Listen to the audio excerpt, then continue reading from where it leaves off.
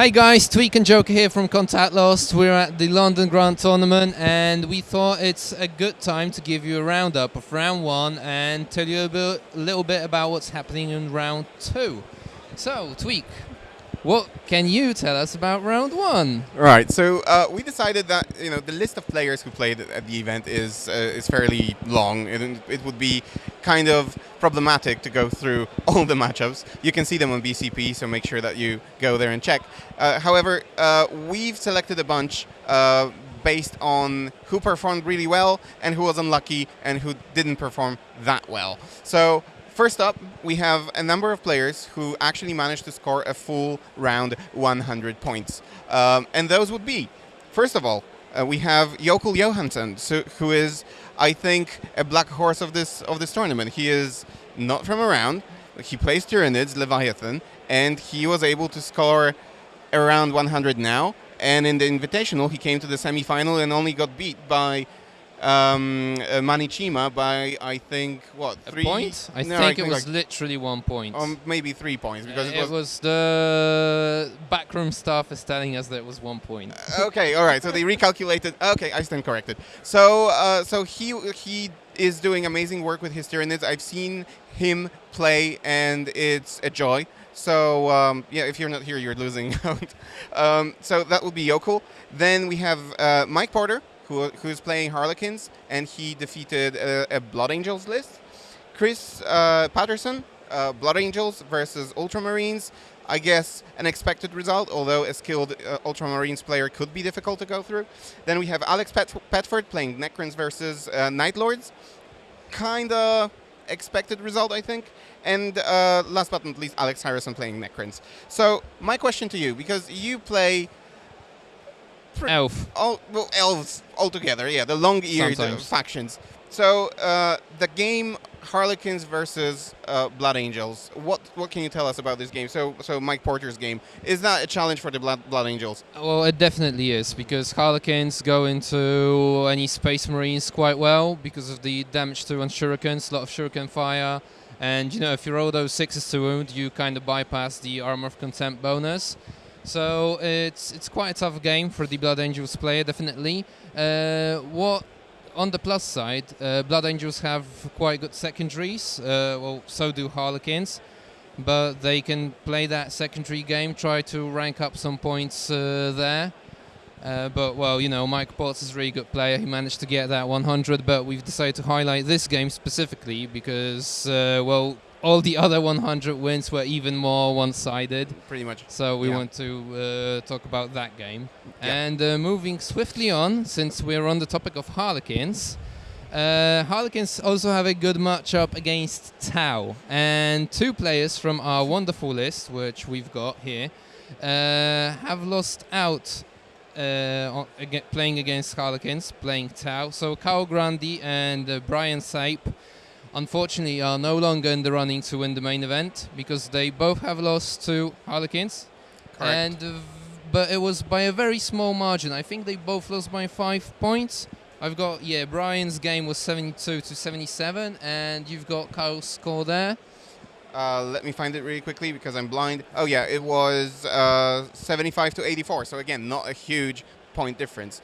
So unfortunately, both of the guys are probably out of the run for the top places at the event. And what can you tell us about this matchup? I mean, it is an uphill battle for Tau. We've seen and heard that at events all around the world, even at our Polish event, I think. Yeah, so tell us something about that.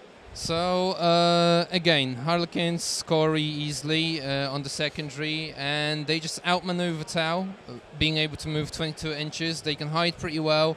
So despite the Tau having the potential redeploy, which in most matchups allows them to just see anything they need to see. In the case of Harleys, it's just some boats with the troops inside, so nothing extremely relevant. And also, I think the most important thing is that the Harleys have an army-wide -1 to hit, and they forbid rerolls, which Tau heavily rely on. So that's the main weapon that the Tau have is like out of their hands in this matchup. And that's just the way the dice goes, really. So basically, Harlequins outmaneuver them, pounce on them really quickly, and the game usually ends pretty and quick. evade all their ammunition Exactly. shooting back. Yeah. So Okay. So Cal Grundy and Brian Sipe, I hope I'm pronouncing that right. They were surprise losses, but they were not the only surprise losses that we've seen today, and there were some others. So we had Danny Evison, who was on our in the invitational on our list of people players to follow. Sorry, yeah, players to follow, so to say. So he lost against Eldar.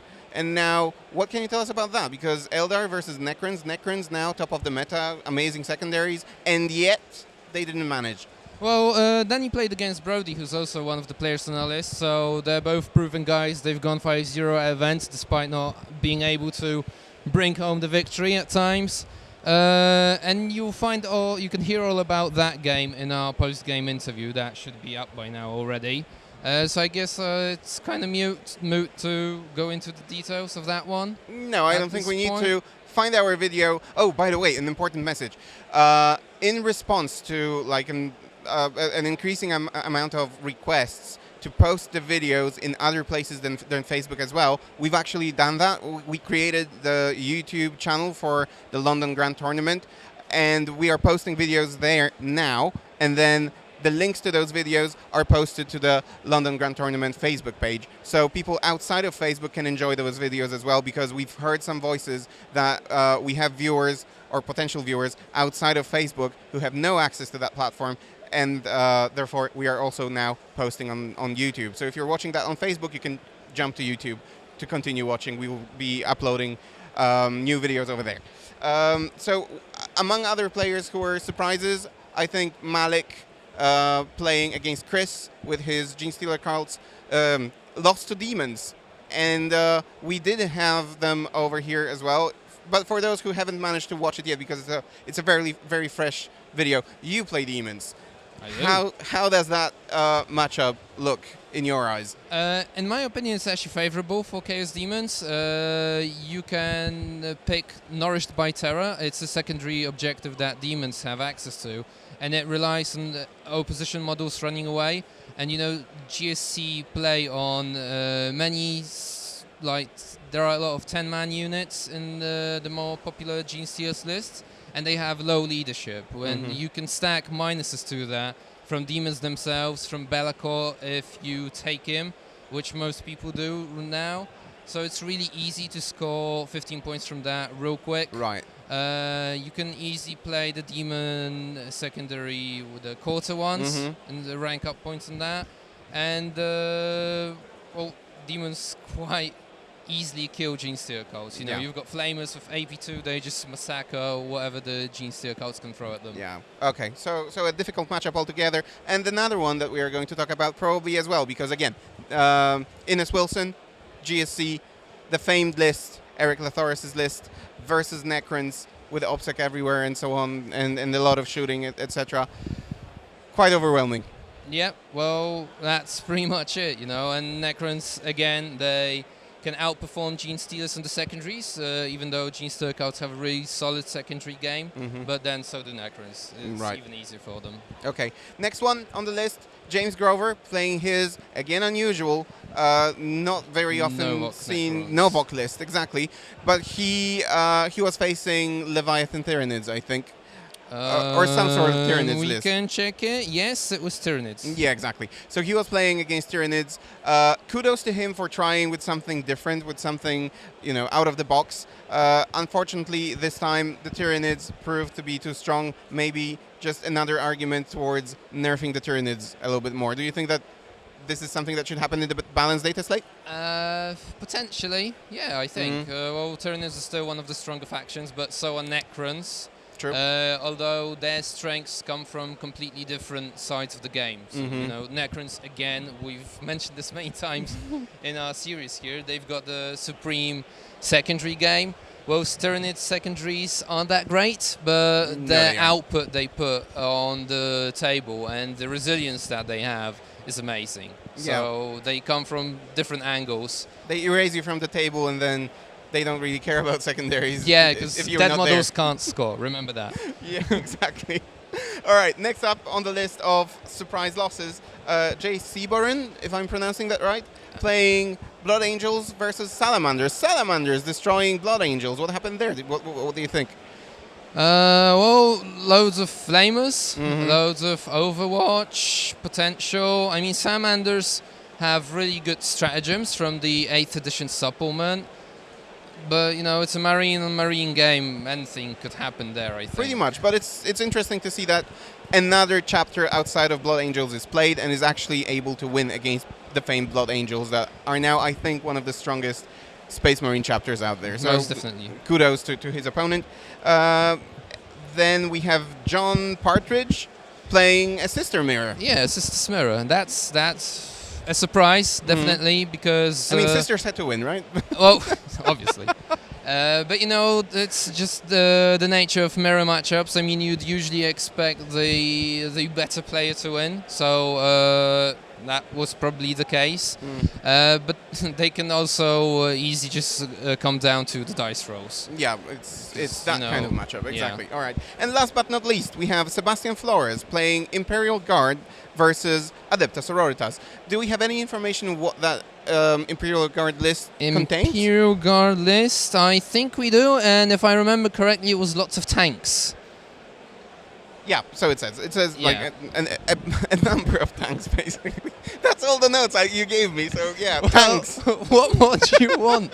All the tanks they could fit in, all the Lehman Russes. There weren't any Baneblades or any of that sort. 4 Lehman Russes and 2 Manticores. All right, I'm just great We're at reading charade, sign at language Warhammer from- charades, From smashing the third it. part of Contact Lost.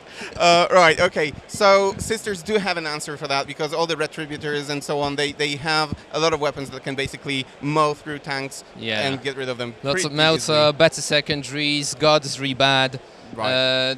Well, kudos to Sebastian for trying to get anywhere with Imperial Imperial Guard, but Guard, it's yeah. clearly not the time to do that. Yeah, they have to wait a little bit. Maybe then the next balanced data slate gives them some more buffs, and then they can actually properly compete. And we will be very happy to see that list again performing at tournaments. And their Codex is up next, so I mean, shortly they should come back to the big stage. Right. Those are all the updates that we've prepared for you. If you want more, stay tuned. Watch us now on YouTube, as I said. Follow us on Facebook. We're also trying to update the Reddit thread as much as possible. So, yeah, there are multiple outlets of information that you can follow. Stick with us. And if we've butchered someone's name, we're really sorry. Exactly. Thank you, guys.